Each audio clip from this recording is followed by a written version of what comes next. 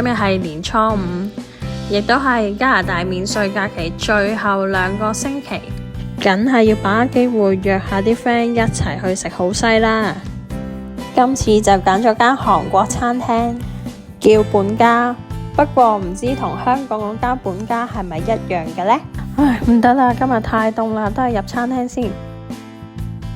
咦，唔知係咪個個都去晒玩？餐廳比我想象中少人喎，咁都幾好啊，唔使等位，可以直接坐低。大家都餓啦，等我睇下有咩食先。真係唔好講笑，佢本 menu 拎上手都幾厚。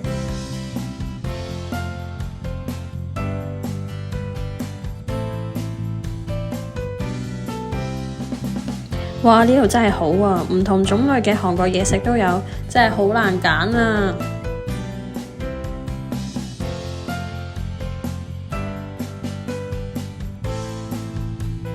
呢間餐廳幾有心思喎，過嚟食飯可以免費學韓文。側邊都有啲餐廳推介，好似好好食咁添。哇！今日真係咩都快，我落咗單冇耐已經上緊嘢食啦。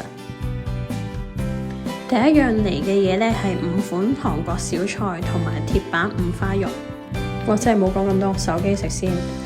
哇，熱辣辣香噴噴，見唔見到啊？五花肉啲油脂啊，卜滋卜滋，而家好似叫緊我快啲食咗佢啊！